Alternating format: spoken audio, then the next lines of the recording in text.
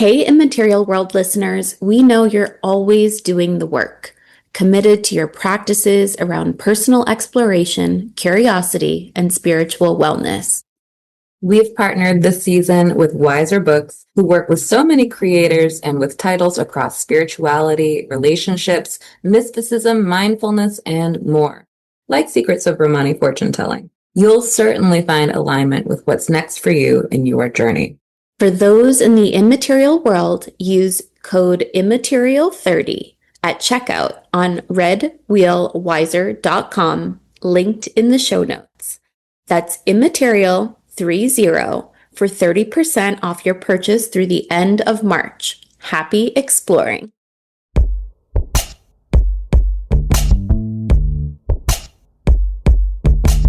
Welcome to Immaterial World, a dedicated and transparent space to recenter how we explore glamour, magic, culture, and everything else we love together.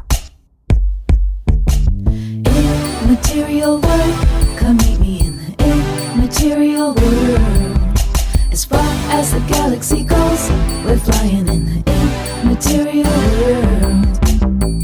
Immaterial world, come meet me in the immaterial world. With mind and body and soul, we're flying in the immaterial world. The immaterial world.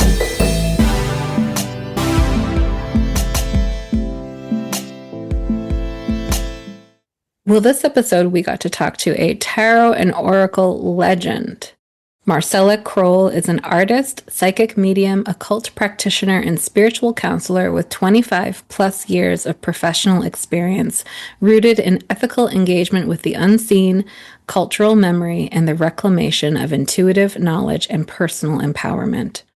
Her work is held in the permanent collections of the Rhode Island School of Design Museum and Beth DeWoody's Bunker Artspace, and she has presented at institutions including the Natural History Museum of Los Angeles, the Lucas Museum, and the Philosophical Research Society, and the Los Angeles Public Library's long-running Tarot for Teens program. Her client list includes celebrity figures and brands such as Versace. She is the author of Healing the Liminal, Priestess, and Magical Shielding, forthcoming 2027, co-author of Tarot and Taschen's The Library of Esoterica series, and the creator of the Sacred Symbols Oracle, Nature Nurture Oracle, the Dreamer's Tarot, the Roast Iconic Oracle, and the Initiate's Oracle, forthcoming in 2026.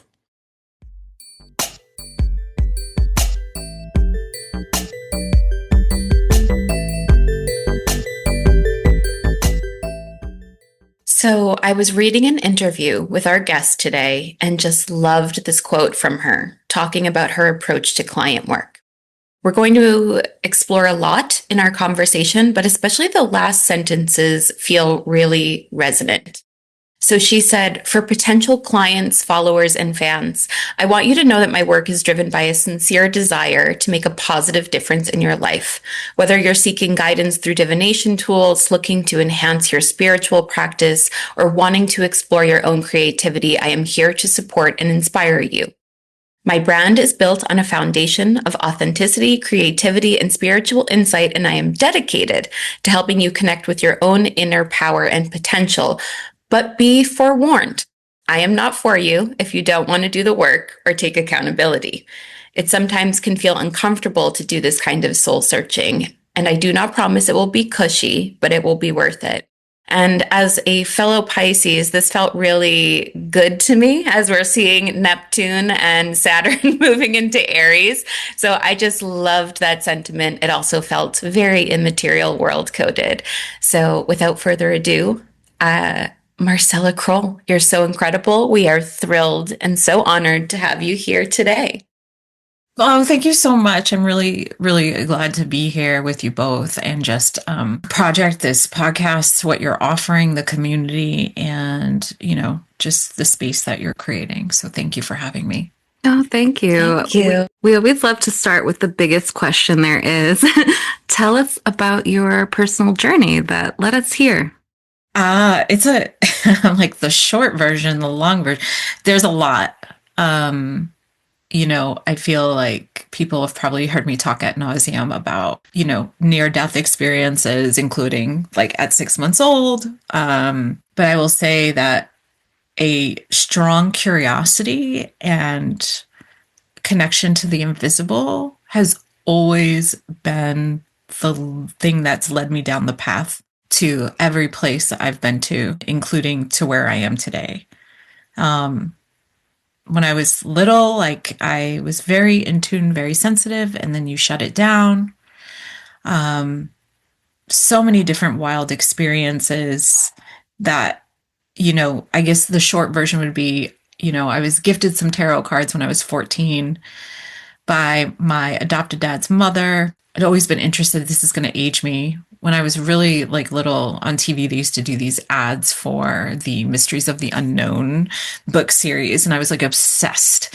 And I beg and beg and beg and beg and beg to like have access to those. And, was always seeking out, not even like religion, but just a spiritual connection. I would like wander to different churches like in the neighborhood and, just smell the incense and always just, again, had invisible friends, that I would talk to. And I really got kind of acquainted with more of like the occult and things when I was 13. I ran away.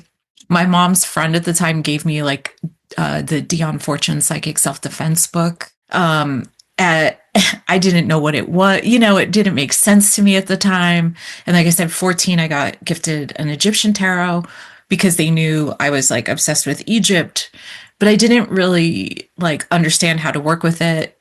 It wasn't until I was, 18, near-death experience, that I got really into astrology and tarot, but not like to help people. It was more to go, what's wrong with me? Why am I like this?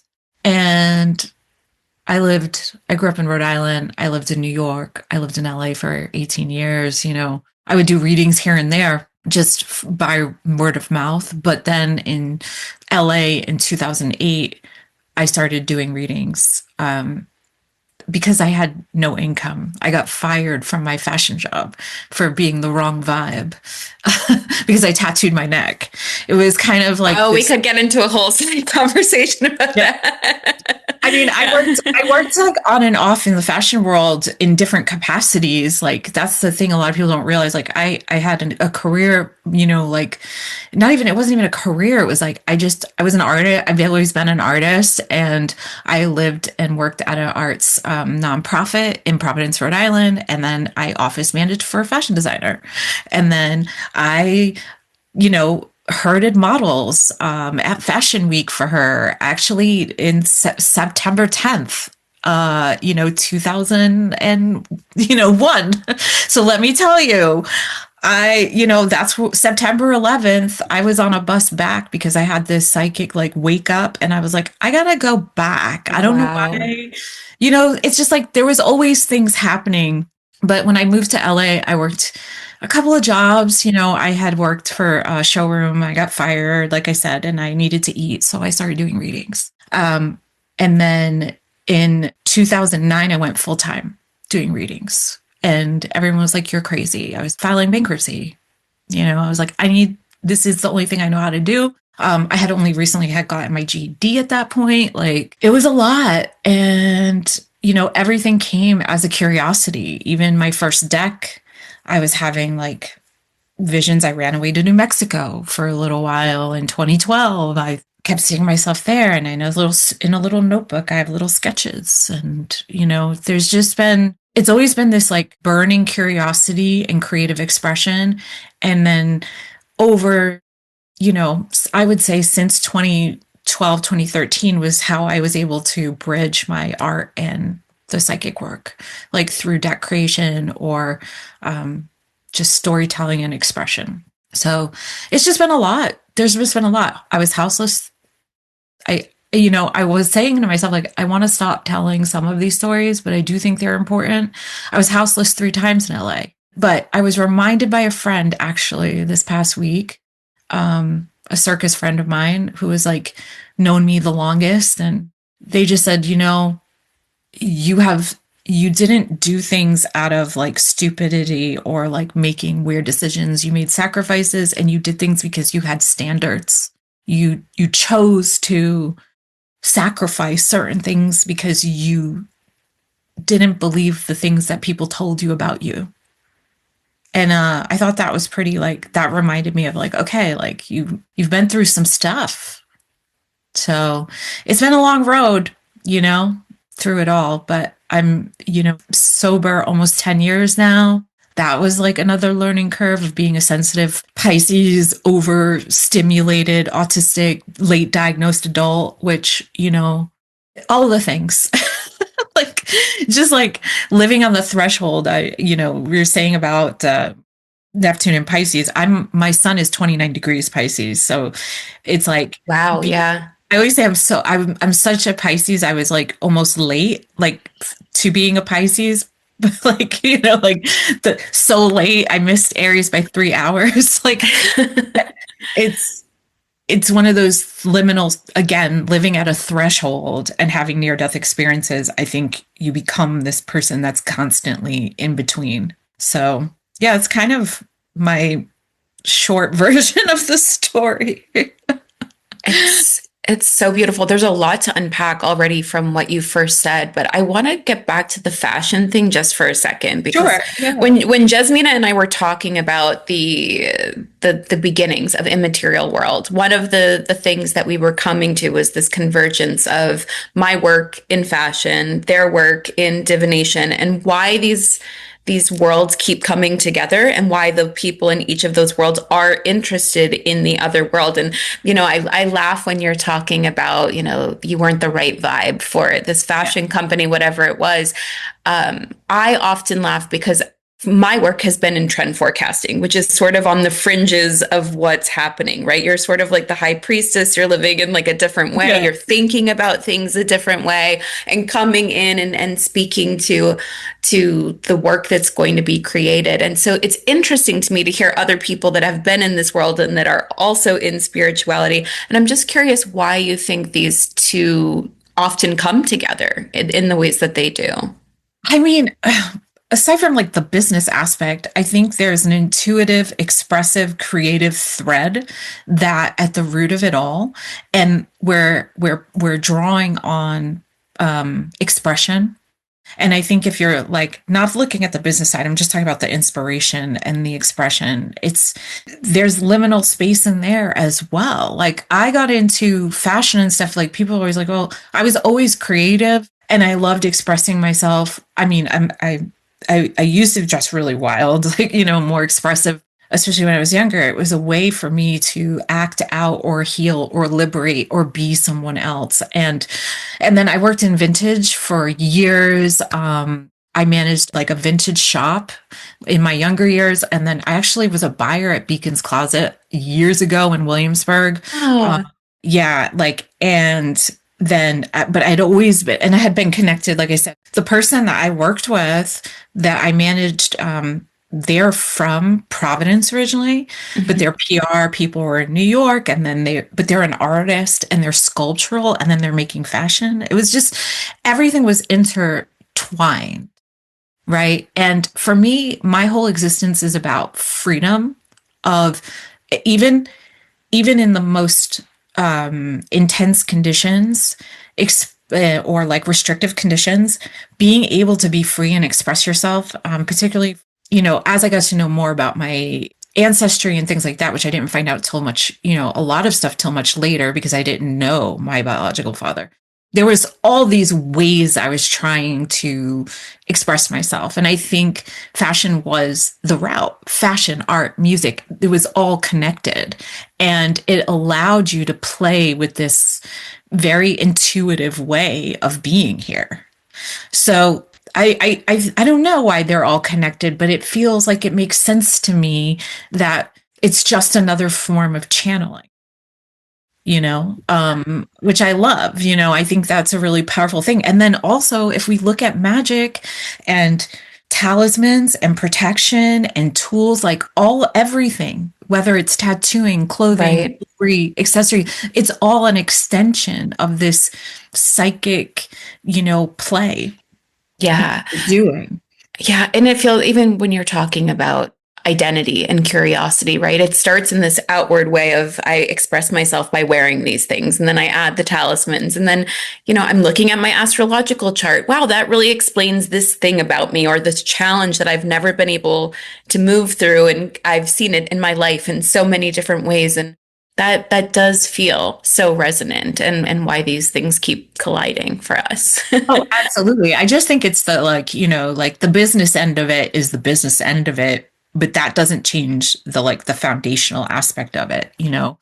It's all related and intertwinable. And it's funny to me to be like, I worked in these different, I don't know, I guess roles within that world, and then finding myself on the other end of doing now as an adult, readings or educating. I did the Versace show a couple of years ago.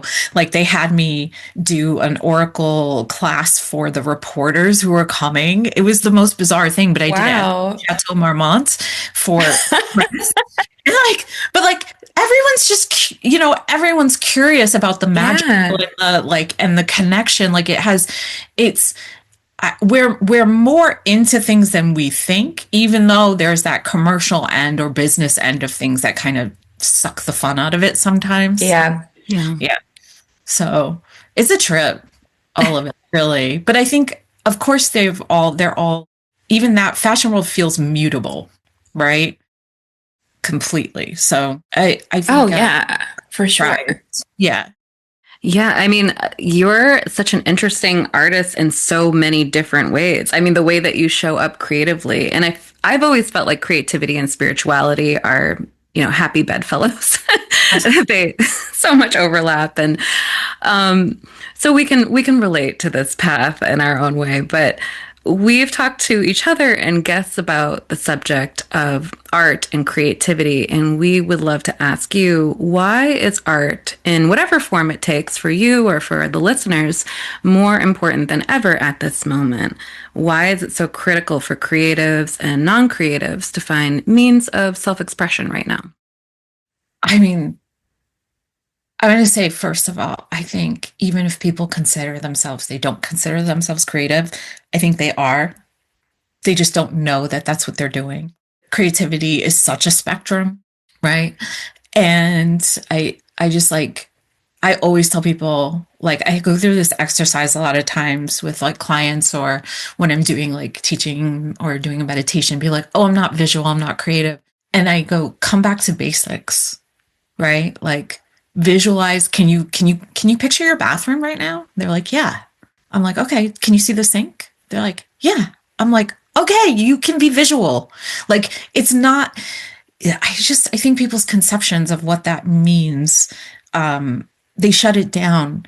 And it's especially, I see it a lot with adults. They shut it down. Oh, it's not a masterpiece. It's not perfect. It's never going, it's not supposed to be. We need our curiosity again. We need to remember to be beginner spirit and find the enthusiasm again.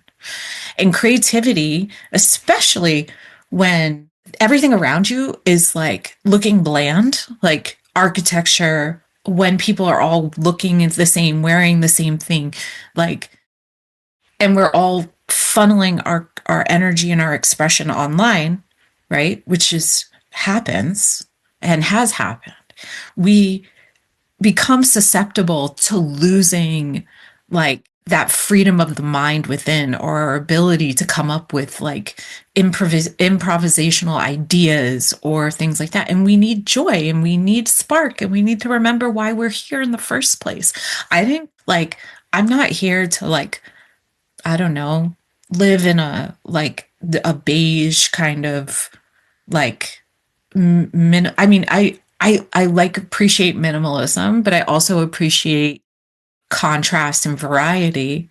And I think that when you're living under circumstances where you forget your freedoms when you have it, or you have the privilege to have certain freedoms, you run the risk of losing it and losing your joy. And you see people get depressed or upset. I mean, a lot of creative practice is moving and transmuting emotion and feeling. And what happens when we forget how to do that, when we forgot to exercise that muscle, right? we become stagnant or stuck, or like I said, we get depressed, we lose our will to keep showing up. And, you know, especially with everything in this world that is going on, right? And it's wild to me because it's even the people who say they're like allies or they're this or that, and then they'll be the first to comment like, oh, that's a interesting shirt you're wearing. That's an interesting color. Ooh, that's loud. And you're like, it's just different than what you would do or what you're too afraid to do. But like, it's, I don't, we can't forget like why we wake up every day, you know, to not just be a cog in the machine. And I know that I'm pretty fortunate with certain things, particularly with my creative connection. But I think growing up, I grew up in a pretty hostile, like violent environment. When I was little, especially. So my imagination and my creativity, that was the only thing that no one could take from me. You could take everything else because everything else was taken, right? That was the thing that lived like with me all times. And that's going to be the last damn thing that anyone takes from me. And I think we all have that ability to access it. It just might feel quiet and we have to cultivate it like anything. You know, it's not easy. It's not going to just come because we will it to. Like, I think we've come to a place where we, you know, call like Amazon Prime everything, like in our culture, right? And even down to like our, you know, and then what happens? We forget how to use our tools. We forget how to access the beauty. And also, again, it's such transmutation magic to take something, whether it's pain, whether it's, you know, ugly, whether it's rough, and turn it into something else. That's magic. That's alchemy. You know, and it's important to know how to be an alchemist in weird times. And even if you can't do it, look to the people who are doing it, you know, for inspiration or for holding space or for just like to keep your morale going. I love this. And I think, you know, for all of the reasons that you're talking about, creativity is so important. And I think that even I'm guilty at times of saying, well, I'm not going to be good at that, right? And sometimes that can become the first hurdle that I put in my own head. I specifically think with astrology, when I was first exploring, I always thought, you know, I'll never be good at that. I'm not good at math. I've never been able to do geometry and instead of going through the lens of, well, maybe I don't need to do astrology in the way that everyone else does it. Maybe I don't need to make these grand, you know, sort of sweeping divinations around what could happen. Maybe I want my astrology practice to be more about what's happening in someone's chart. And I started to feel it in a way that and so that became for me like that I could get around that hindrance that I had of being so goals oriented and task oriented and how I was approaching something so beautiful and creative. So because you work with astrology, you work with tarot, you work with oracle, can you tell us a little bit about how these interplay in your life, how you see them, how you feel them, and how you're working with your own creative skills and intuitive skills in these areas? Oh, yeah, absolutely. And that's beautiful. And I love what you just said about that, because that's exactly the first thing I tell people when they're like, what do I focus on? How do I get into it? I go, what are you excited about? What are you nosy about? Like, yeah, the nosy for me is the number one, because someone will send me their chart and I'll go, oh, and like some signature will immediately speak to me, and I understand that person in a different way, and that's where I know that's my in, right? And I'm never going to be someone that's kind of talking about Saturn has moved into Aries and this is what it means for the collective. That's not really my vibe with astrology, but mine is like, this is what it's going to be happening for you, and we're going to talk about it, and this might be a challenge, this might be an opportunity, how is it going? And that's where I felt like, okay, phew, that's my vibe, right? That's exactly how you should, and that's how we learn, and that's how we grow, is because you just need one breadcrumb to pull you in, and then you can explore. And then, like I tell people all the time, like, people make the assumption like, oh, I'm a tarot reader, the first thing they say to me, like strangers, they're like, read my palm. I'm like, I don't read palms. You know, like they just assume you're going to know everything about everything. I was like, I don't know everything about everything because I don't vibe with everything. It's not bad. It's not wrong. Right. It's just like my brain doesn't go there. But like the same thing with astrology, like I'll tell people all the time, I'm not an astrologer, but you show me visually your chart, I can nerd out and tell you a story about your lore based on that. But ask me what aspects and conjunct, I don't know. I have no idea. I just like visually can like, you know, nerd out on this thing. But I always say it like, I'm always learning. And when it comes to even all those modalities of everything, and how they work, honestly, like I have a lot of Aries in my chart and I hate it, but I will say it's the thing that makes me curious and not scared enough to just take a leap and look. Oh, I love this as a Pisces sun and Aries rising. Those two things do not want to go together. They don't. But it like forces you out of the house. It like forces you to like go do the thing. Yes, exactly. I have an Aries moon and I'm like, people are like, oh my God, how did you do that? I'm like, I did it before I knew I was scared. My body just pulled me there. My emotions pulled me there. And then I got there and I'm like, my knees are shaking. What am I doing? But okay, we're here. But it's like that with everything, like curiosity and like the I can't not know. Like, and even if I fail, like I would rather just know I did it and I failed gloriously, or I did it and I accidentally loved it, you know, so when I am like, in terms of like professionally, right? Because I've been doing readings professionally full time since 2009. This year I decided to stop one-on-ones so I can focus more on holding bigger containers and stuff like that. And also the one-on-ones was driving me crazy. It's not the best use of my energy right now. There's so many one-on-one readers, like let them do it. Like I am better equipped to hold like containers, and I can do that when I'm looking, like I look at astrology like the weather. I will periodically just like, I will check into it. I don't look at every single thing.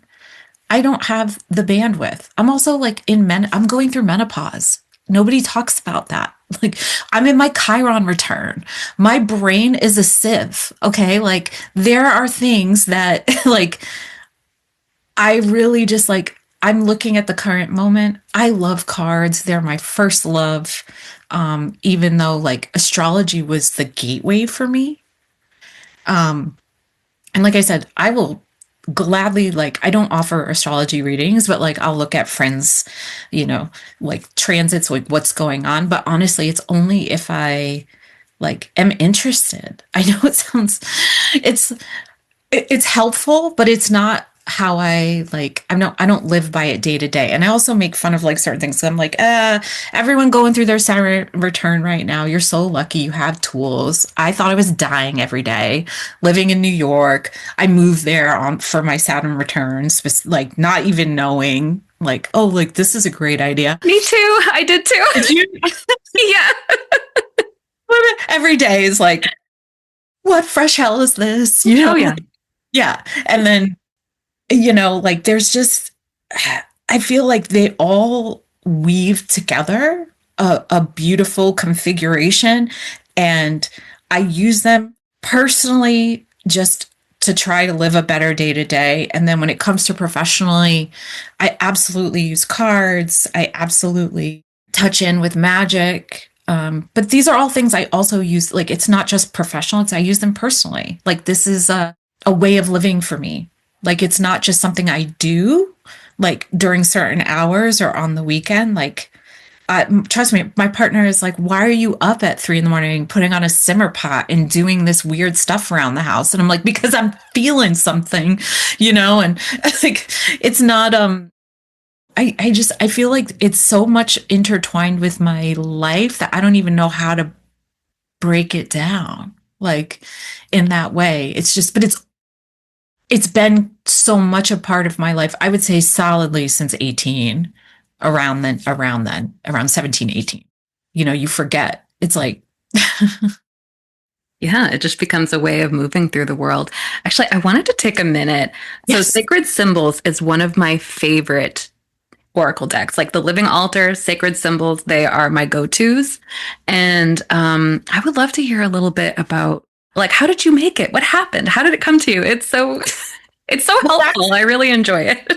That deck changed my life. And I will say, like I said, in 2012, I ran away to New Mexico. I was having visions, right? I left LA and I was like, I'm going to New Mexico. I ended up living on a pueblo in Pewaukee, New Mexico, on 18 acres of land. I had buffalo neighbor. I was losing my mind. I was having a mental health crisis, right?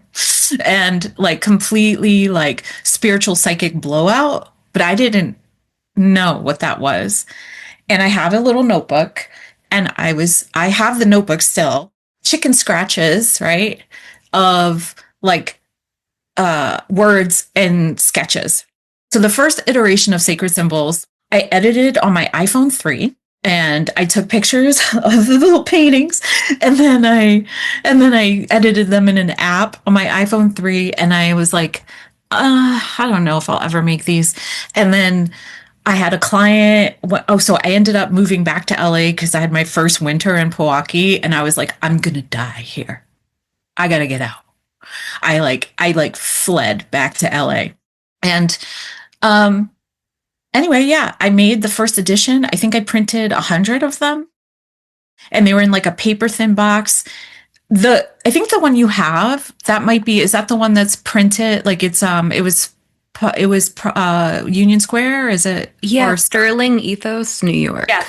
So that's the 4th edition. Mm. Yeah. So the first edition was like in a paper thin box, like I self-published. I thought I was going to just sit on those forever. I was like, well, I guess I'll have Christmas presents for people forever. And then they sold. And then I did the second edition, which ended up being a top bottom box. And I did 3 additional drawing paintings for them. Self-published again, and went through this route of like, people were like, really? Like, you're going to do that? Same way people told me, really? You're going to go do readings for a living? And I just was like, I don't know. Something is telling me to just do this until they don't want to be done anymore. So then, things shift, things change, you grow, you learn. I had also come to this place where the first and second edition, there was definitely some symbols or things in there that I felt like, I think those are appropriative. I also don't have enough information about them that I feel confident sharing, because I wanted it to be like an educational tool. So I redrew everything by hand. And even though that's the other thing, people are like, your drawings are so simple. I'm like, these aren't done on a computer. I do it with like a ballpoint pen, like. Also, what I would do is I would get a pressing done, and I would anoint every single deck in my studio apartment back in LA with like, this is an archangel oil from the Sword and the Rose. I don't know if you know that place, but it's been there forever. And Randy David, however you would know him and his partner have this little teeny shop, and they make like these beautiful incense and oils. And I remember he grabbed me. He only did 1 reading a day. He has now passed, but he grabbed me by the arm, and I was visiting, and he was like, you need to make this deck, and here you need to anoint them. And I would just be like, okay, this deck is going to go to whoever it's going to go to help them in their personal or professional practice, or whoever needs it. And yeah, and then I redrew everything, and I changed some of the symbols. And then by the time the 4th edition happened, I was offered to have it picked up by the publisher. And I had been planning on doing a 4th edition anyway, because I removed one of the symbols and replaced it.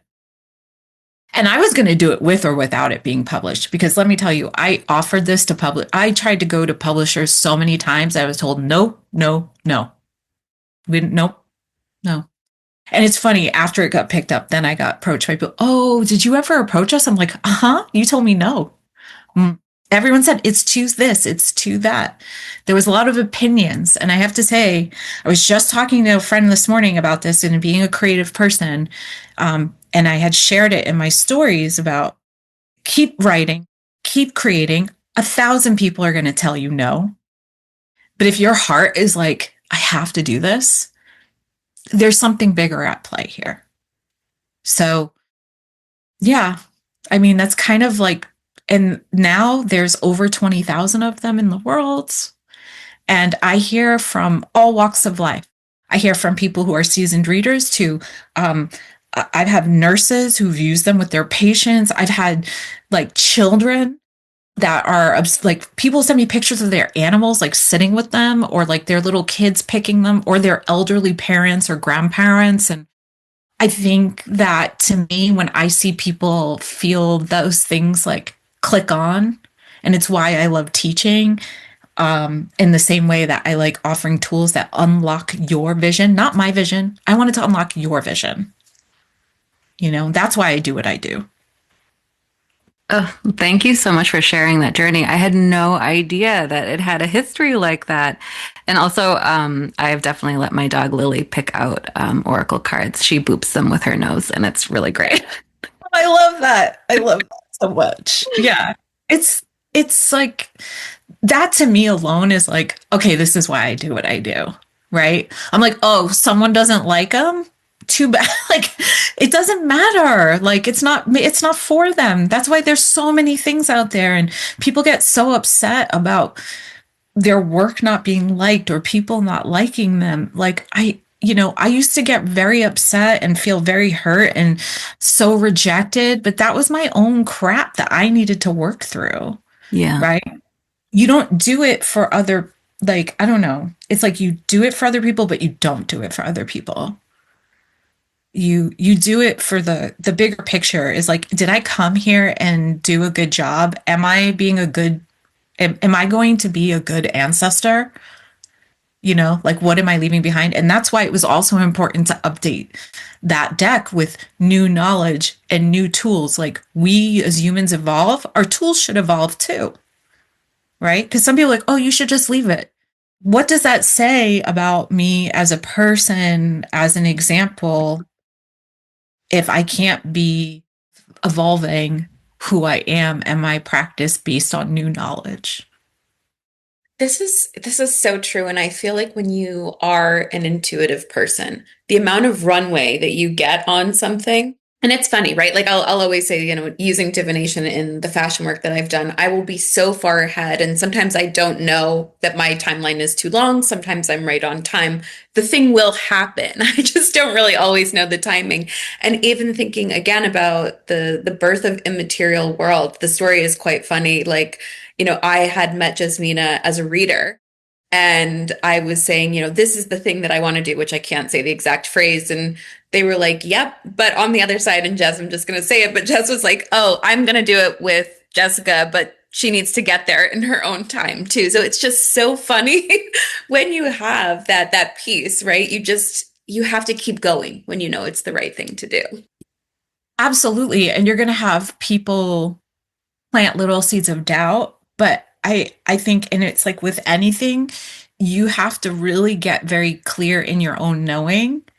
And even if you don't have the answers and you can't explain it, that's the thing. People get really addicted to explaining, or like making it digestible. I think you just need to get comfortable with going, you know what? I don't know. And then go do your thing. Yeah. And like, let them find out after.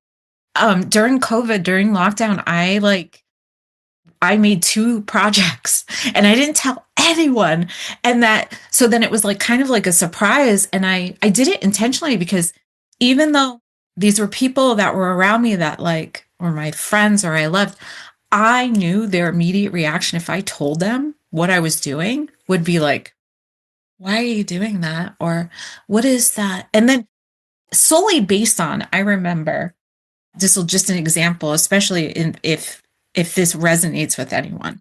I remember I think it was like in February or end of January, beginning of February in 2020, I was so like I felt so like sad and overwhelmed, but like a cloud, and I didn't know why. And I had a friend who was like, "Oh, you're just like depressed because no one's paying attention to you now that your book is out." Because I had Priestess, my like illustrated grimoire, came out in October of 2019, and I did a tour and all this stuff. And they were just like, "You're just like, bummed, like you put this thing out, you're having like this postpartum and nobody's paying attention to you right now. So that's why you're sad," which was really rude, right? But also I was like, maybe. And I was like, no, there's something else. And I couldn't place my finger on it. And then, March comes, right? And I was like, that's what it was. But like, I didn't know. I was like, it would be cool sometimes if these feelings would come with like, I don't know, a breakdown, but they don't. They're cryptic. Anyway, I intentionally did not tell this person and a couple other people I was working on this stuff because I knew if I said anything that it would kill the dream. It would burst the bubble. Right? So then, of course, after, wait, you made these things? This is incredible. Why didn't you say anything? Because I had made the Dreamer's Tarot during that time and I wrote a kid's book. And I was like, because you're not going to believe. And the same person was like, oh my gosh, now I remember when you were so sad. It was because of this. And I'm like, yeah. And you poo-pooed on my sadness. Like, so I just want to say, like, sometimes you don't know why you're drawn or you feel pushed or compelled. Stay curious to it. You don't have to, like, everything we are focused on comes back to like our own experiences. And you also have to remember that for most people who are giving you feedback, they're just basing it on their own capacity or experience. That's such good advice. I often encourage clients and friends to just think carefully about who they want to share things with, because not everyone knows how to receive your creativity or your nascent ideas or your vibes. And and like you said, it's often because of their own stuff, not because they don't care about you, but they just might not know how to hold it. And it's always so fortunate when we have the people around us who know how to hold our baby bird intuitions and ideas and be like, yeah, go do it. But yeah, you have to be selective. Yes. Exactly. It's selective, and it doesn't mean like what you were saying, it doesn't mean they don't care about you. It's just sometimes not everybody knows how to like keep that place protected, in the same way. So yeah, and you use the phrase intuitive reclamation in your work, which, moving from the baby bird phase to like, what does it mean to return and reclaim? What does intuitive reclamation mean to you, and how does it shape your own work with yourself, but also with other people? I think it solely because, well, not solely, but I would say there's a lot of people that don't know that they can access things within themselves or their own connection. They're waiting for other people to give them permission. And I just like, and again, like I'm a big proponent of like, don't do as I say, but like, let me hold the space while you go do that thing. Like when you rediscover this, that you've had access all along to your own inner knowing. Because of modern society, because of what we're told, because of all the things that everyone's always, upset about, right? Like we forget that you have direct access to, and the thing is, everyone's journey, some people, it's going to feel really easy to jump back in. And then some people are going to need baby steps, or they're going to need support. They're going to need witnesses. They're going to need, someone to say like, hey, here's how I did it. Maybe part of this will work for you, but maybe part of this will, help you feel more confident in your own creative like way of tuning in. So I just like being able to be the person to champion kind of like this, helping someone regain like a sense of connection to themselves is one of the most like beautiful things to witness. And I don't know, I just think everyone should have access to this part of themselves. So, yeah, I mean, I guess that's a big part of it, whether it's, calling your power back, whether it's, oh my gosh, I intuitively listened to myself for the first time and I trusted it. I might have shamed myself a little bit, but I trusted it. Like a win is a win. Like, let's keep going. Let's, so I think and intuitive reclamation isn't just about psychic stuff. It's about like listening and following that inner wisdom, whether it's connected to your creativity or your day to day or your relationships or your connection to community. It's all of those things. And I think because as someone who didn't have access to half of their story growing up, because like I said, it was volatile. I was adopted by my stepdad at a young age, but I didn't know my father. I didn't have access to those, and even on my mom's side, the spiritual stuff was like a secret. It was like they were trying to assimilate. And then my bio dad side having like a really complex history, particularly with this country. And me being able to reclaim parts of myself that I always felt, even in this own body, feeling connected to a body that I didn't feel connected to. Like, I don't know if that's, it's like, it's hard for me to even feel connected to being human sometimes. So everything has been about reclamation in this particular life, or doing things that my ancestors couldn't do, like whether everything has been about well, I get to do it now and I get to do it. And even like the way I present myself, they could not do it. They would have been persecuted. They would have been in trouble. They would have lost jobs. They would have lost this. Everything is like an act of not just like healing the family line going back, but it's like, no, we get to go forward too. I love this. And I think intuitive reclamation also means cultivating self-trust. And through that self-trust, the safety that other people don't get to experience. Because if you feel disconnected from your intuition, you'll never feel anchored and safe. And that, maybe that makes you feel a little bit more human to be anchored in that way to the safety. Well, it's nothing is ours, right? Ultimately, we have our life, but even that's not ours after a certain point, right? So again, as someone who's had everything taken away from them at some point, whether, and we'll all experience something of that nature to a degree, why not call this back in? Why not reclaim this?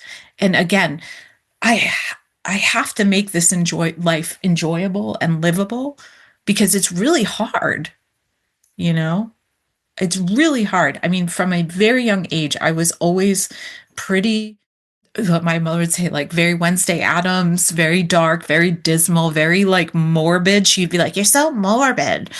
But to be, I think a lot of that, there's other things we can embrace and take in and make the ride enjoyable, especially if we're fortunate enough to be able to do that. Yeah, that's profound. Speaking of making things enjoyable and figuring out how to navigate the ride, both Jess and I privately talk a lot about our neurodivergence and psychism, and when one is at play or the other or both, and how they mix or don't mix sometimes. And there's so much stigma about both of these topics separately and together. And we always love to give listeners an opportunity to understand better or maybe see themselves represented. And so, the two of us have our own experiences with mental health, neurodivergence, psychism, and all the enhancements and complications. And, we're always happy to talk about our experiences, but we would love to get your take on the relationship between neurodivergence and mediumship, as much as you feel there is one, and as much as you'd like to share. Thank you. It's kind of a wild ride, right? I was late diagnosed at 42. I'll be 49 soon. And for years, I was always told there was something wrong, but it was symptomatic. Like I think about like, you get misdiagnosed, right? So you have all these identities around what accommodations you need or don't need. And I also was in complete denial of being like a medium really long time, like decades. I'd just be like, I don't know. I just know stuff. And always had anxiety. And then what happens is you start to have all these other things. So I will say, finding out I was autistic, right? That happened also a year after being sober, or no, almost 2 years after being, because I got sober at 39. But it was one of those things where my autistic tendencies are to be like I know one of the things for me is I always say my immediate answer to everything is no. Like, and it's not because I really mean no, but this is where I have to like, my intuition is like, yes. And my autism is no, we're not doing that. You're not going that way. But I have to like almost go like, step aside. Wait a minute. What is my body, my everything feeling, see, like, it's just like having to relearn, like, this is why it's so important, right? To get clear about like your own intuitive practice and reclamation, those tools that support you so you can hear the solid yes and no and know the difference between like, okay, is that my autistic brain trying to protect me from being overstimulated? Like learning that, like what is factual and what is helpful versus, because that's very real. Like I could go do an event and get overstimulated, right? But it's not like a solid no. It's just like, wait, it's a no with a caution. Can you do this? Can you know your limits?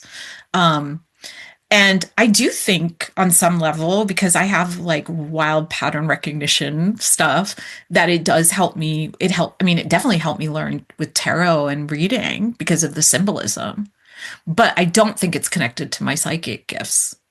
I don't know. Like they work together. They're like a team. They're like partners. And, they help in so many, so there's definitely like this overlapping. It doesn't help sometimes with, like, I think some people also have this misconception that if you are an intuitive spiritual person, you're supposed to be like all loving, all encompassing. And, and then my neurodivergent brain is like, just maybe, I don't know, to be like rude or direct or harsh or curt or whatever. And I'm like, I'm just being clear. Like, there isn't a flowery thing about me. Right. But like, I don't know. I think that it's different for everybody. That's the one beautiful and true thing I can say about it all, is that it's different for everybody and everyone's experience is going to be reflected differently in their approach. My personal experience is, has it affected me and impacted me in ways where I wish it didn't? Yes. Right. Has it impacted me in ways where it's been an extreme asset or helpful and made me good at my work? Yes. And then, there are other things that it's all a soup, right? I could also blame my chart. Like, I have my rising opposing my Saturn, right? So I have a Saturn opposition, right? They are directly opposing each other. That's not a good combo for, just regular old conversation. It's great for teaching. But do I trigger people's authority issues? Yes. And then to have the like the sometimes the abruptness of like, I'm thinking things are happening so fast and maybe it's not formulated in a way that people would appreciate. And now I'm just like rambling because I'm like overstimulated, overwhelmed. I think it's all related, but it also is very different for each person. Yeah, I totally agree. There's so many different lenses that you can look at it through. Like sometimes I'm like, is it ADHD or is it Gemini rising? We don't know. And I think that's a fun thing about having a lot of different tools to explore self, and We don't have to have answers for all the things, but I can so relate to what you're saying about, has it hindered me? Yes. Has it helped me? Yes. You know? I'm like, what day is it? It's also like, was I sober? Was I not sober? I mean, everything impacts everything. Like, and I think like, if you met me before I got sober, I think one of the things, like, I used to have a podcast. I had my own podcast for 10 years, Saved by the Spell. And the first, like, when did I start it? 2015? I think I started it in 2015. Yeah, I started it in 2015 because then I ended it in 2025. But like the first year of the podcast, or year and a half, I wasn't sober. Is a completely different person, as you move into the later years of it. And some people like, I loved it in the beginning. I hated it towards the end. Or, oh, it was a little intense in the beginning. I liked it towards the end. I'm like, because there was like 8 versions of me getting sober through that podcast, and then also discovering my neurodiversity and finding my biological father and finding all this cultural stuff that had no identity crisis, so like I think we should just, there's this aspect of everyone's learning who they are all the time. And if you are just, I think in the past, it was safe to say, we could say a person was a person, that's how they were for the time. But the last 10, 15, 20 years, people are evolving and changing and consciously working on their own healing or finding tools and finding grace that, like, they're absolutely not the same person. You might have known someone, but you don't know them now, right? And isn't that the point of why we're so connected to all of this stuff anyway? Is because we're trying to revolutionize our life and evolve and figure it out.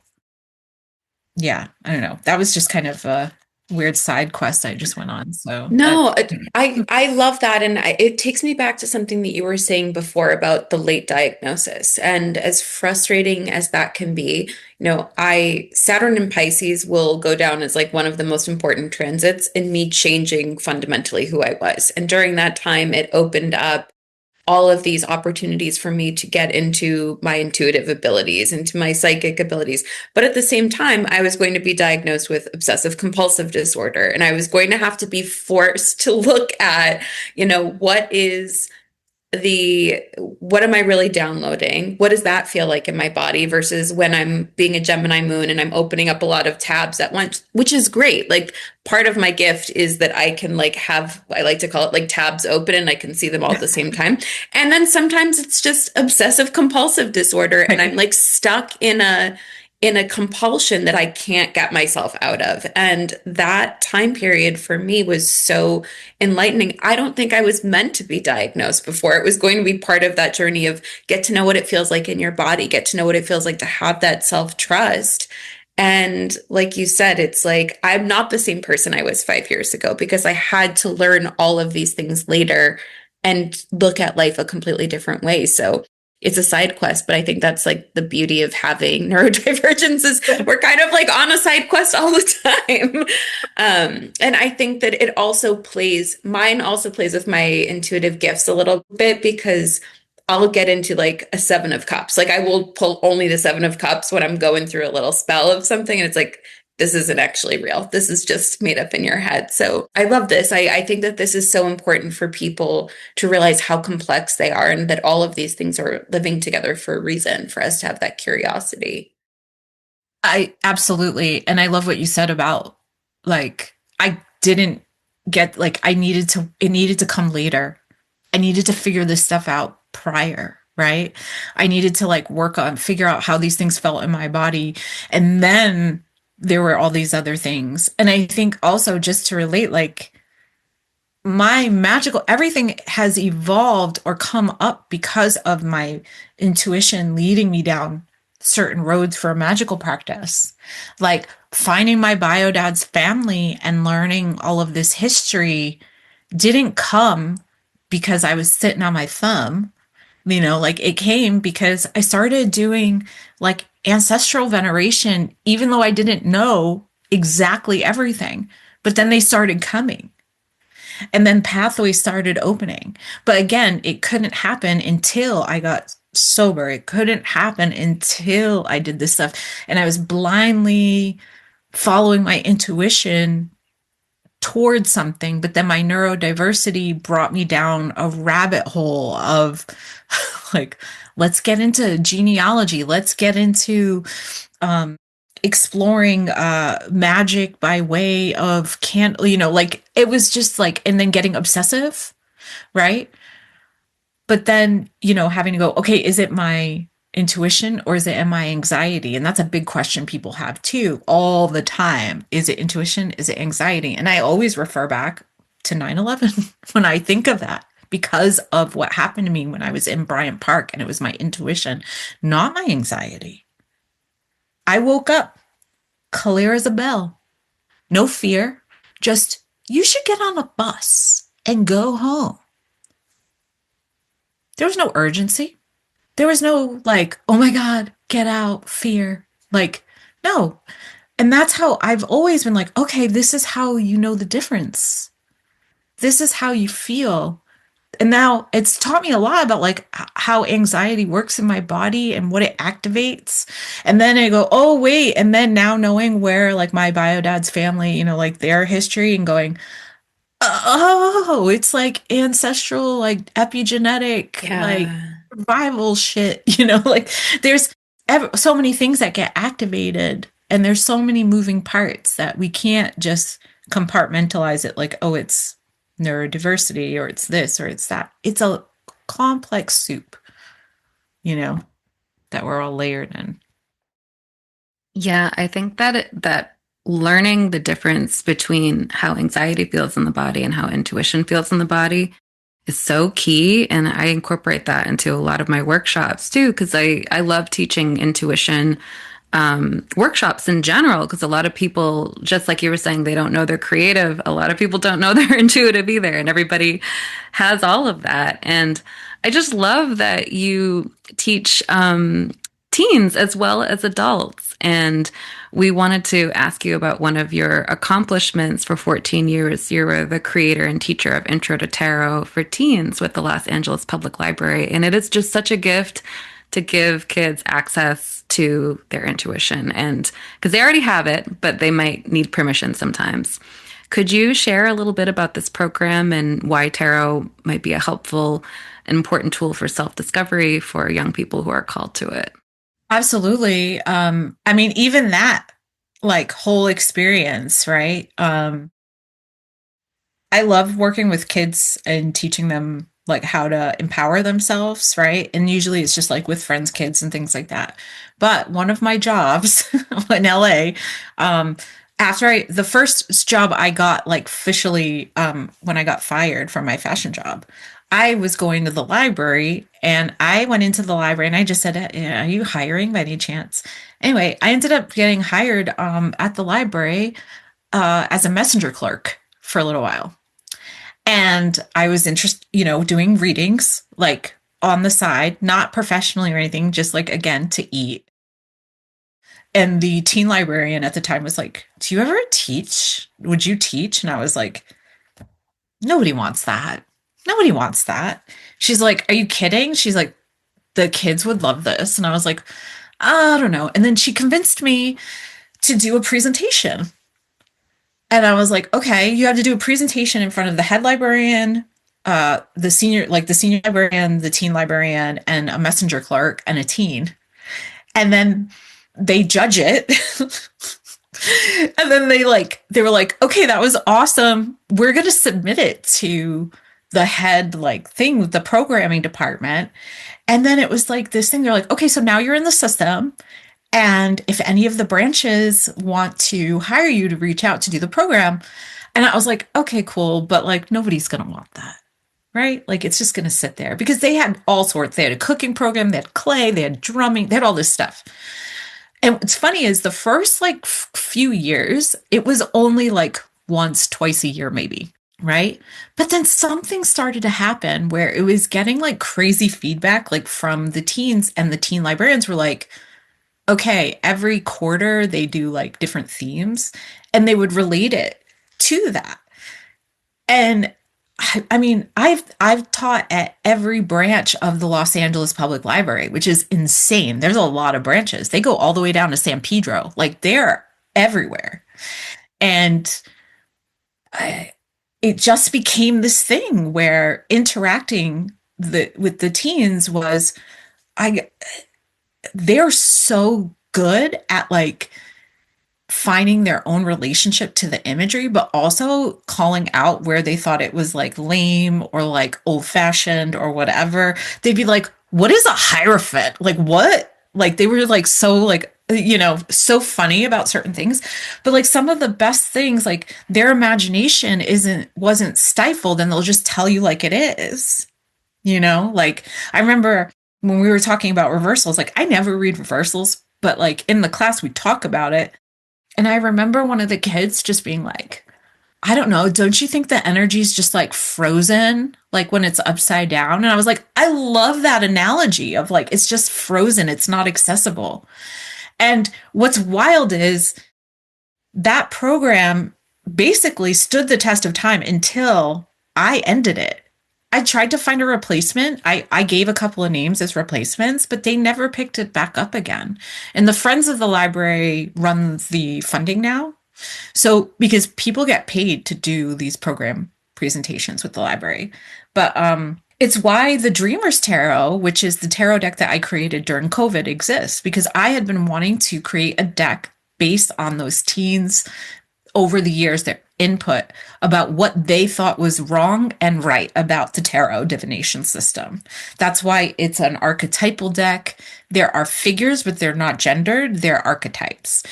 Because that was one of the things they were like, why does it have to be a king and a queen and what's a page? What's a this, And so a lot of that creation of that deck was based on their input, right? Or even like the Hierophant in that deck is the ancestor, because they can relate to that, And then like the lovers is called the twins because they were like, what the lovers? Like, what? Like they would be so upset. I love how like animated they would be, but also like, I don't know, there's just something so it's really that phrase of be the person you wish was there for you when you were a kid. And that really informed my way of showing up with that program and the way I like to show up with young people. Oh, yeah. And teenagers are going to tell you exactly how it is and exactly how they feel about it. They were ruthless. Yes. I mean, and then also what's wild too is to watch like certain branches. Like there were certain branches where we got complaints, deeply religious, there were people that threatened to like boycott the library if I came to the class. But then there would be other ones that like, it's wild. Like I would have like, because I did it for so long, it would be like kids and then like their siblings, and then they would show up as adults. Like it was, Wow. yeah, it was really beautiful to like witness, and then also to just like have them. One of the things is when I was a kid, you were supposed to be seen but not heard, right? And I think that one of the things that was important to me, especially with teaching them, is giving them a place where nothing felt like they weren't stupid. There was no stupid questions. There was no like hierarchy or authority, and everyone had value and input.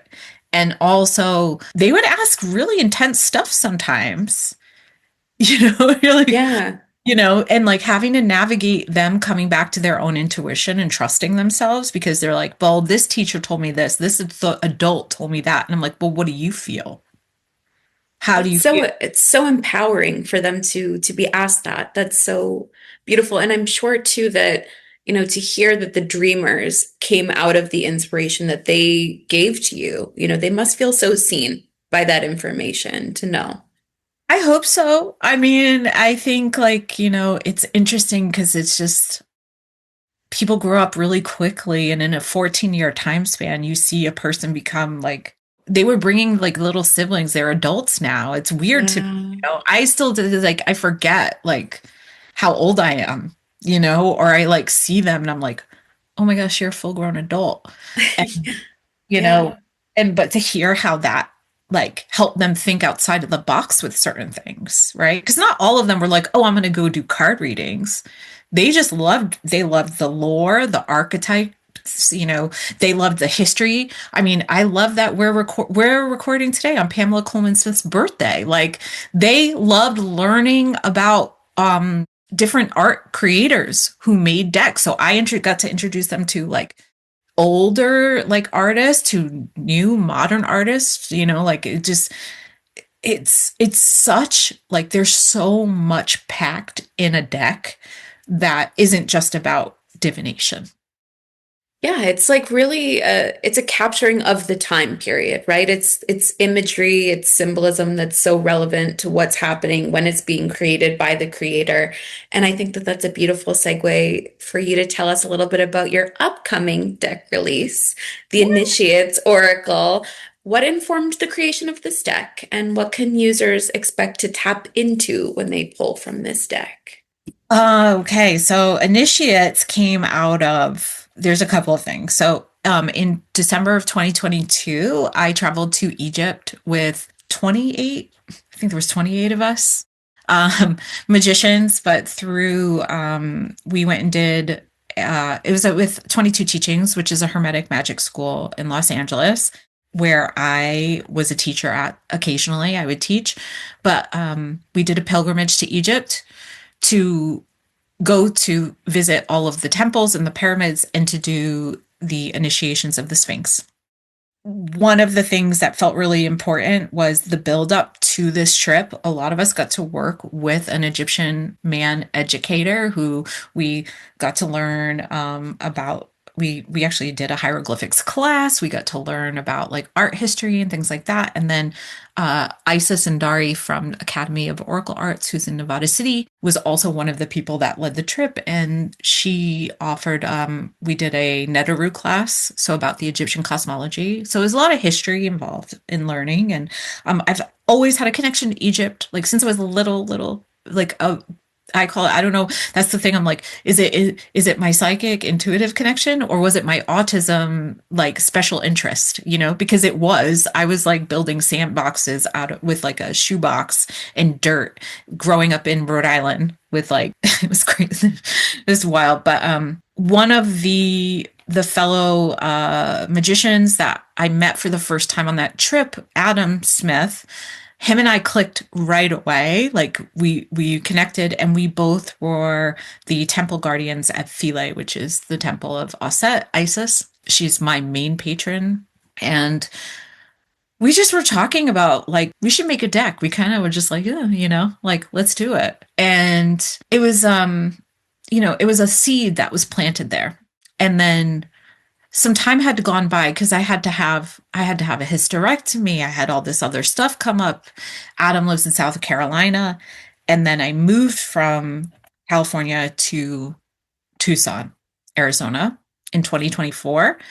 And then we finally got back to it. He had been working on drawings, and normally I do all the art and the writing. But for this one, he's a phenomenal artist and a tattooer.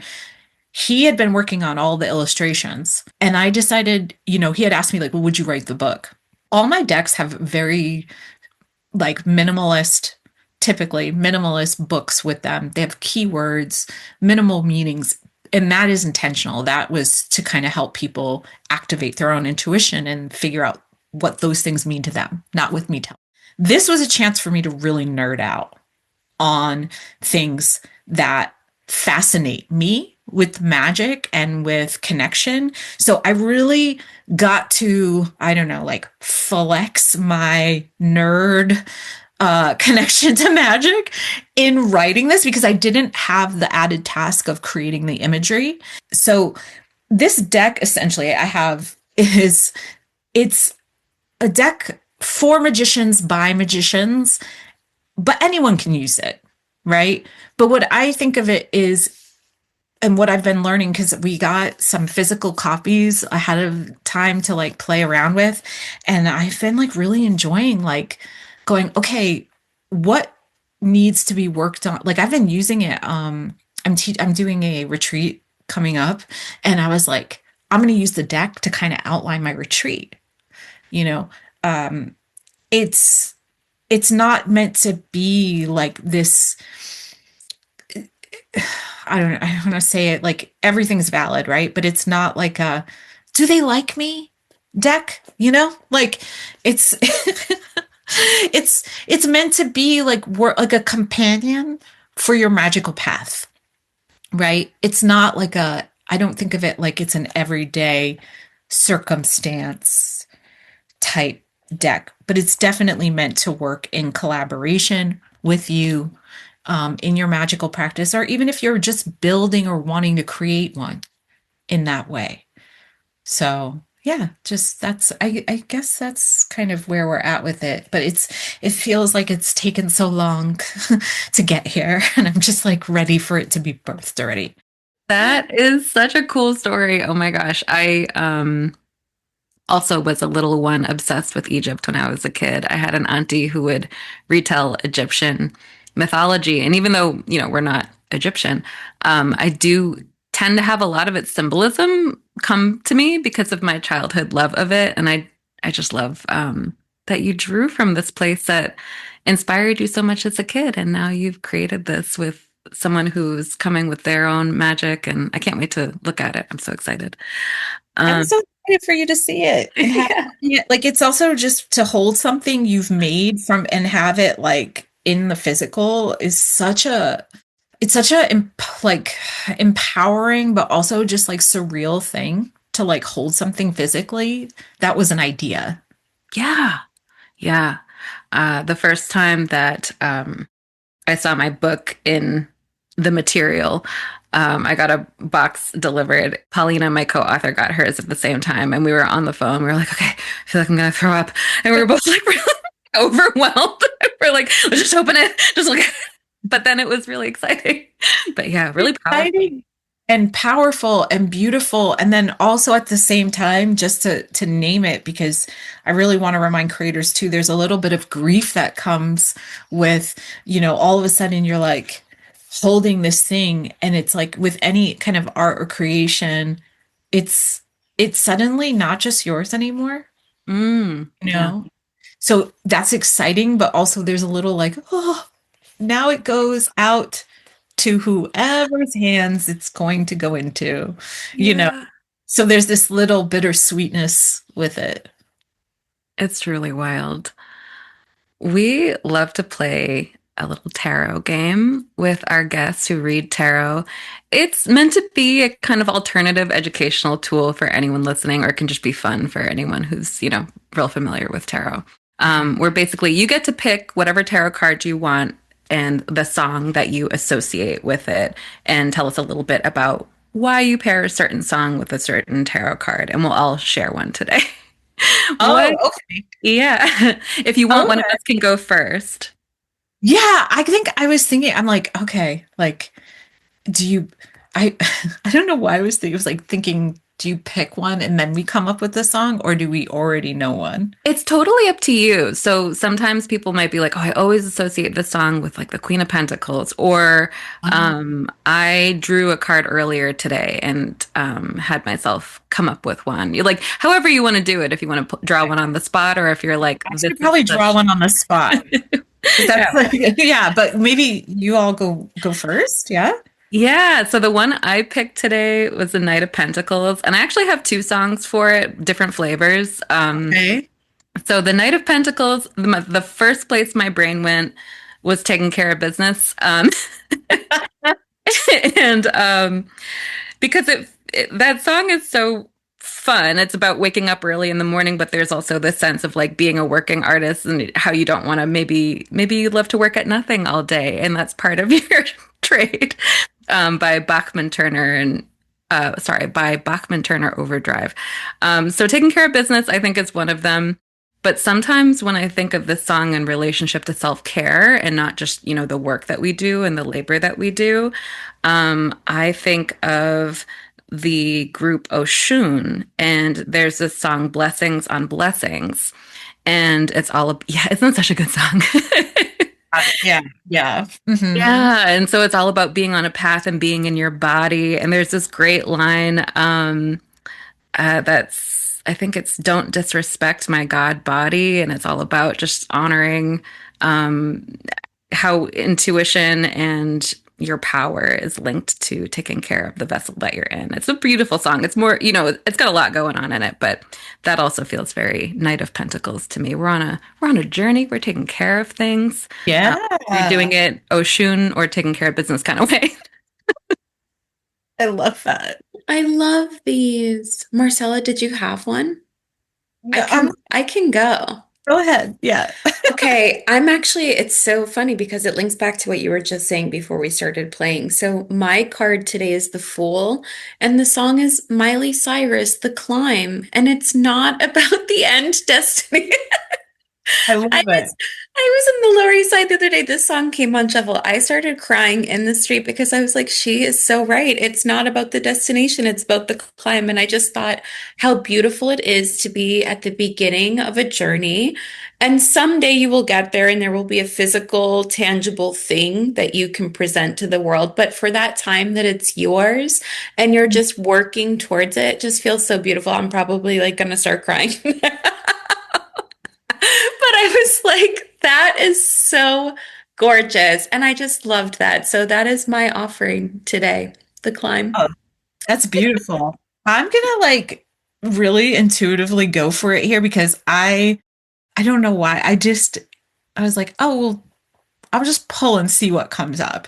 And I'm like, of course, the deck I have on my desk is because I got some decks from a estate sale from a magician that passed last month who's in his 80s, and one of the decks was literally this Miss Cleo's tarot power deck from we all remember Miss Cleo, but it's oh my gosh, yes. But this deck is I'm dying to see the imagery on this deck. It's got an Egyptian vibe to it, which is kind of amazing, but also the drawings look like you'll see. I'm just going to shuffle and pull what's the card and kind of see what the song is, right? Oh, that's cool. We got the Three of Cups. Okay. It's us. Us. Yeah. Right? Yes, the Three of Cups. Oh my goodness. Oh, that's so funny. I'm usually not stumped for music, but also that's just such a fun card. Almost gonna say "Shake It Out" by Florence and the Machine. Oh, love. Yes, I love that. Right? And the Three of Cups. Why not? Yeah, "Shake It Out," Florence and the Machine. There's a beautiful aspect of this that just that song. Whenever I hear it, I just get. It's almost she's such a witch, right? Oh, yeah. There's just such a cone of power with that song. You can feel the energy kind of coming up, and I've been a fool, I've been blind, and then but I leave the past behind. Just celebrating and kind of that lifting up feeling, especially with the Three of Cups because they're raising their cups up to the sky. And that to me, I don't know. I just feel this is the vibe we need to bring moving forward, especially with all this talk about community. We need to celebrate each other's wins, not just our own victories, but hey, I see you, you see me, bringing it all up and together. And that shake it out just feels really perfect for that. I love it. I feel I need to show you another one of these cards just because they're so. I will say that's not what I thought the imagery was looking like, so I'm pleasantly surprised. You're really I don't even know how to describe They're beautiful. Yeah, they are beautiful. Deck. It does have Egyptian. It's got an Egyptian vibe, right? But the drawings are kind of remind me of a 80s 90s rap album. Yes. Right? Yes. That's the vibe. I didn't expect to like it this much. I know. I kind of love it. Or they all the aces, they all have long nails, fingers. Yes. They're definitely manicured and for people who are listening, they're just very colorful Egyptian but cartoonish illustrations, right? Yeah, it definitely has that like 80s, 90s animation vibe to it. Like if you can Yes. imagine like that kind of hand that cartoonists had. Right? So not what I imagined the Miss Cleo deck to look like at all. It's delightful. I love them. I love them. They're really, this was um, a special find for sure. Yeah, you were brought to it. Totally. Which tools and practices do you tend to lean on for your personal healing and self-care the most? Anything physical for me because it's so hard to stay in the body. I have such a hard time being in my physical body. So I have to do things like, one, physical things that include like house, like cleansing, clearing, like physical, lots of cleansing and clearing practices. And then, you know, certain rituals that keep me connected to the physical, even if it's like I'm going to like put on a simmer pot, I'm going to music helps me like center and ground. But honestly, like I don't relax. I'm not good at meditating or things like that, but I have to like go. It's one of those things also with my sensory stuff. Like I have to get manicures or I'll get things that like make me stay in place and be in the body, but force me to be still. And I have to do that like a minimum, like as a minimum of once a month to just kind of stay grounded and clear, like a clear channel. Because I'm not, I didn't grow up a nature girl. I mean, I love nature, I appreciate it, but like I'm not one that's gonna just like go hiking or anything like that. Um, any kind of movement, dance kind of thing. I started aerial class. That was a real trip. Like, actually, like I have class today. Um, but like, I think again, like anything that gets me to be playful in the physical, and then again, cleansing, clearing practices. Yeah, those feel really important. We've been hearing that so much about getting back into the body, and I feel that especially for spiritual practitioners, it's so important to ground by like a lot of physicality. So this is beautiful. Well, especially when you are psychically tuning in and tapping in. And then I think people don't realize that they are so affected by collective energies. I don't think they realize that they're more affected than they are. Like, like we think like, oh, I'm impacted, but you don't actually realize until 3 days later, you're like, why am I dragging? Why am I feeling this way? And I'm like, because everything that you're being bombarded with right now, while it is good to be in the know, the thing is, it's not always what you're consuming. You're feeling it. It's in the ethers, right? Even if you're avoiding taking in certain information, you're still feeling it. You're being impacted. And I think that, just because there is a sense of disconnect with like the internet or online, it doesn't mean that it's not coming through at you. So being physical, it can feel almost painful because you start feeling everything. Yeah. Literally. Yeah. Oh, and I especially like in New York, I am so cognizant when I've been out and you know what I mean, around a lot of people, like my physical body is like, whoa, whoa, whoa, that's a lot of energy to be taking Yeah. on. So it's just being more aware, I think, now than ever before. Absolutely. And that's why, like doing those protective practices or, those cleansing and clearings and keeping up on it. And I mean, it's part of why I had to leave California. Yeah. Uh, too, was the overstimulation and the heaviness of everything. And I know that's not, always, you can't just move, you can't just leave. But I think it got so loud to the point, where I was like, my whole body, like my shoulders were up at my ears until I Yeah. like, so Yeah. Oh, we're glad that you're more grounded now where you are. thanks. I mean, it's going to be a lifelong, I think, lesson to stay grounded because it's really easy for me to not be here. Yeah. You did mention your upcoming retreat, but what else are you focusing on in 2026? And tell us more about this retreat and what you're doing. Oh, amazing. Yeah. So I am hosting, I've tried to like host a couple, here's the thing too, which I think a lot of people get frustrated when they try something and it doesn't work and they give up.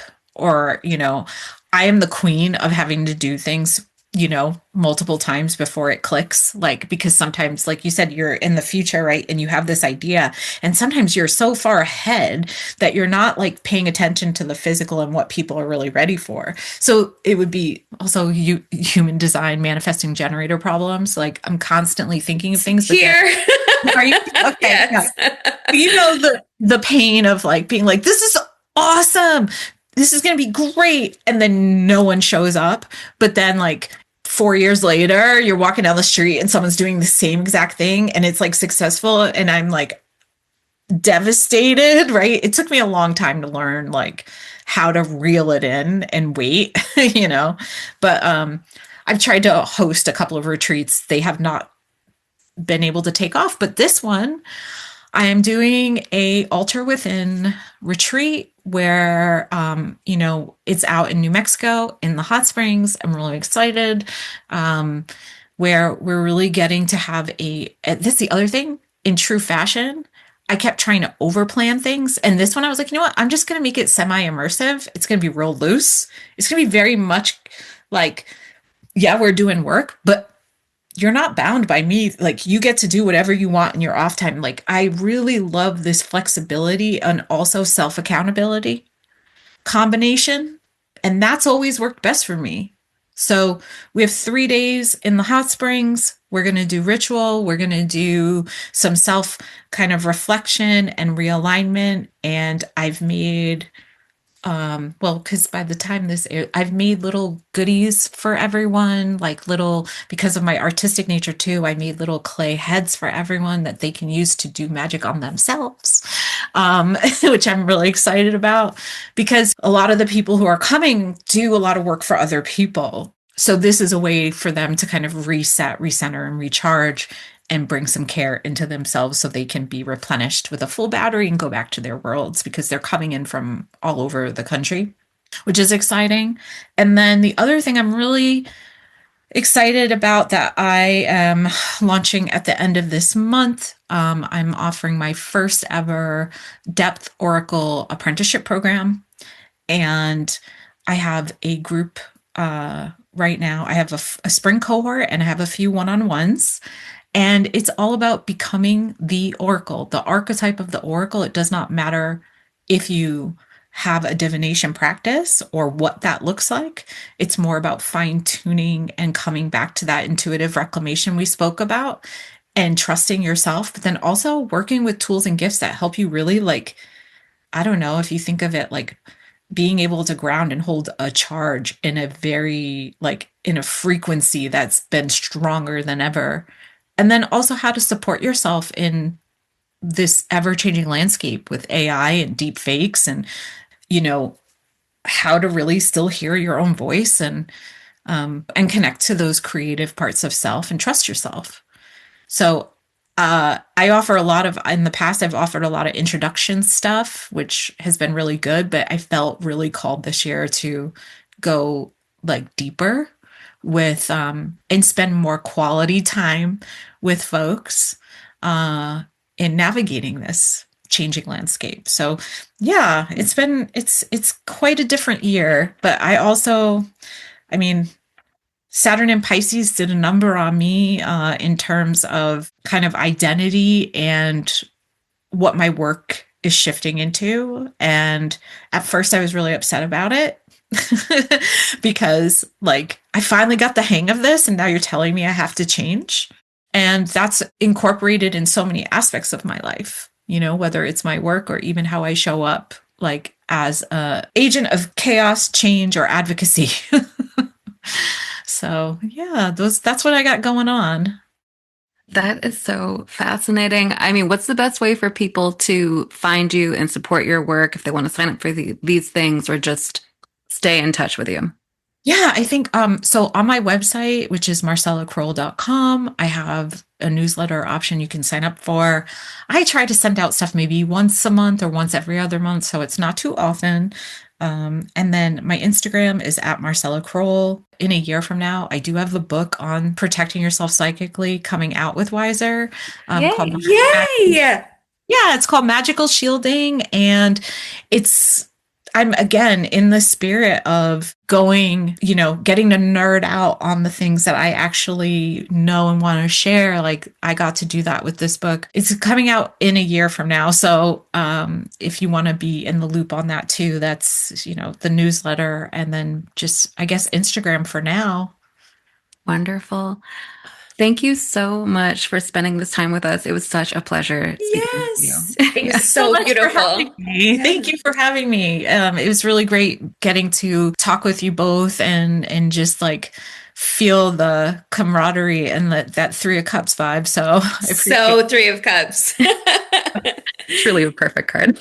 Thank you. Really, thank you. Thank you so much for joining us in the immaterial world. While you're here, we hope you subscribe, rate, and review us on your favorite streaming services. The real magic is in connection and community. Share your favorite episode with friends and come follow us for more on Instagram at immaterialworldpod and Patreon at patreon.com/immaterialworld.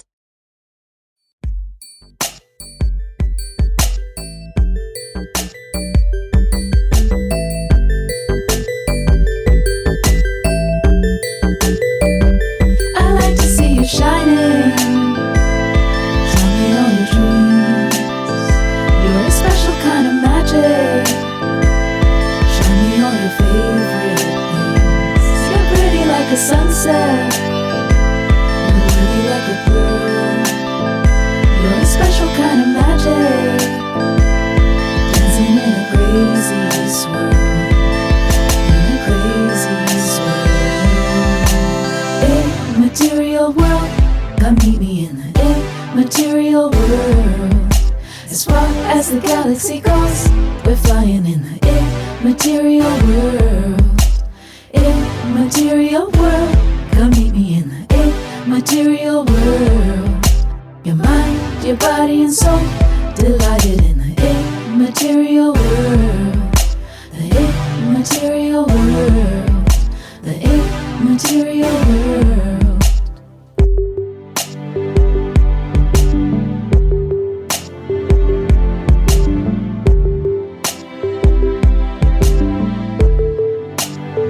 Immaterial World is hosted by Jessica Richards and Jasmina Vontila. Music and editing by Dia Luna. Artwork by Lane Friend. Follow Immaterial World Pod on Instagram and Patreon at patreon.com/immaterialworld. You can visit our website at www.immaterial-world.com or email us at immaterialworldpod@gmail.com.